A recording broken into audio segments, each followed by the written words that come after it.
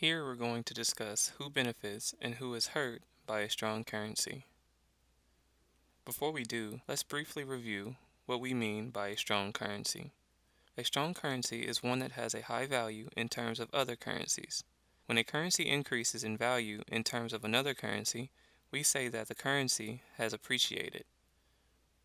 For example, say that the Euro-US dollar exchange rate changes from 1 euro equals 1.25 US dollars to 1 euro equals 1.40 US dollars. In this case, since the euro has become more valuable in terms of US dollars, the euro has appreciated or gotten stronger. Now, let's go over who benefits from and who is hurt by a stronger currency. For our example, let's say that the euro, the currency used in most of the European Union, appreciates. European firms that export their products to other countries will be hurt by an appreciation of the euro. The euro's appreciation means that the goods produced by European firms are now more expensive to consumers in other countries, since people in other countries must give up more of their own currency to get the same amount of euros. As a result, European firms will face reduced demand for their products abroad, since at any price in euros, consumers abroad will now demand less of these products because euros have become more expensive. The euro's appreciation makes European firms less competitive abroad. Basically, the opposite happens for foreign firms that export to Europe.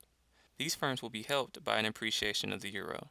The euro's appreciation means that goods produced outside of Europe are now less expensive to consumers in Europe, since people in Europe must give up fewer euros to get the same amount of foreign currencies.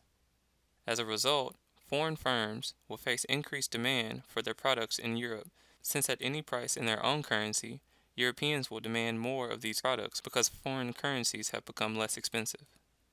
The euro's appreciation makes foreign firms more competitive in Europe. Foreign firms being more competitive in Europe is bad news for European firms that sell within Europe. With the appreciation of the euro, foreign firms' products have become less expensive to European buyers, even when foreign firms receive the same price in their own currency as before the change. Consumers in Europe will shift some consumption from European producers to now cheaper foreign producers of the same goods, reducing demand within Europe for the products of European firms that sell within Europe.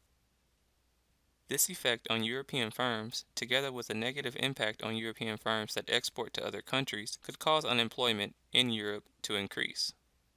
On the other hand, European firms that buy raw materials or inputs to production from abroad can be helped by the appreciation of the euro. With a stronger euro, the cost in euros of these materials purchased from abroad will be lower, resulting in lower costs for these European firms, allowing them to be more competitive.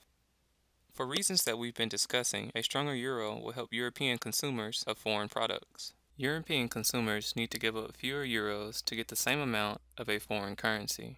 So in effect, foreign products have become less expensive to European consumers. The reverse is true for foreign consumers of European products. Foreign consumers will now need to give up more of their own currency to get the same amount of euros, so in effect, European products have become more expensive to foreign consumers. These foreign consumers are hurt by a stronger euro. International tourism in a given country can be thought of as an export of that country, since it involves selling goods and services from that country to people who reside outside of the country. Therefore, in the same way that European consumers of foreign products are helped by the appreciation of the euro, European tourists in foreign countries are helped by the appreciation of the euro. These tourists need to exchange fewer euros to get the same amount of foreign currencies.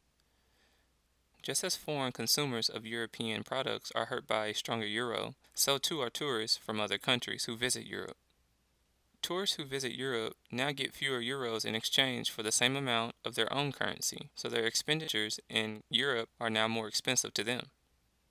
Europeans who have investments abroad are hurt by an appreciation of the euro, since any interest earned on those investments, payments like dividends, or proceeds from the sale of their foreign assets will be worth less in euros than before the appreciation. Conversely, foreigners who have investments in Europe benefit from an appreciation of the euro, since any interest, payments, or proceeds from those investments paid in euros will now be worth more in foreign currencies than they were before.